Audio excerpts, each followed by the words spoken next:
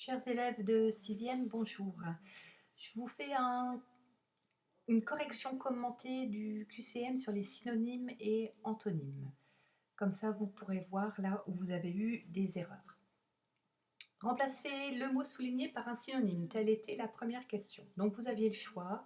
Je vous demandais de me trouver donc un synonyme parmi toute la possibilité. Donc, les modifications apportées à ce texte le rendent plus lisible. Modification, je vais vous proposer plusieurs possibilités. Je vous affiche la correction. Voilà, il y avait deux possibilités, donc vous cliquiez sur l'une ou sur l'autre ou sur les deux, cela vous donne le point. Attention, j'avais mis changement au singulier, c'était un petit piège puisque forcément le synonyme ne peut pas être au singulier alors que le mot initial est au pluriel. Question numéro 2. Le vendeur ajoute les frais de transport. Également, je vais vous demander de me remplacer ce mot souligné par un antonyme. Antonyme, qu'est-ce que c'est? Donc c'est un mot de sens contraire. Vous aviez donc ici la possibilité entre trois verbes. Soustrait, retire, enlève, déduit et ôte. Non pas 3, mais 5 verbes.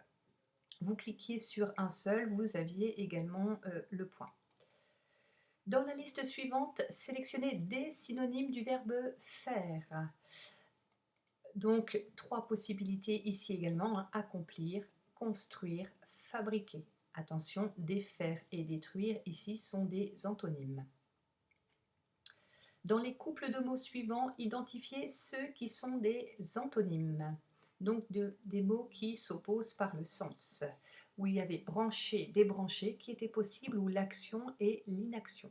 Attention, débattre, ce n'est pas un mot de sens contraire du verbe battre. Débattre, c'est ici discuter d'une idée quand l'on n'est pas d'accord.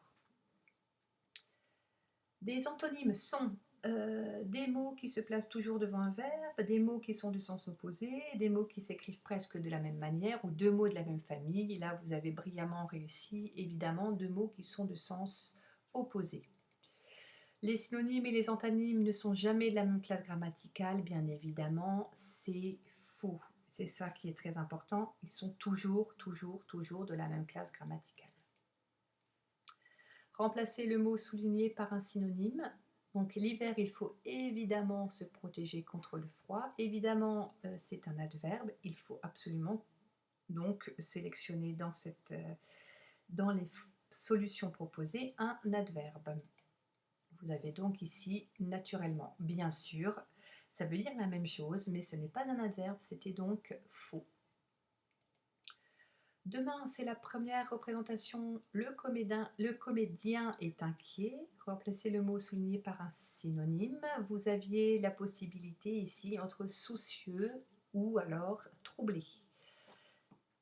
Attention, inquiet, c'est un mot que vous pouvez décomposer. Le un qui montre ici, qui est un préfixe, qui montre la négation, et qui a donné les boules qui est. Je ne sais pas si vous connaissez, c'est des bouchons d'oreilles qu'on se met dans les oreilles pour être tranquille, pour ne plus entendre de bruit. C'est le silence, le fait d'être tranquille.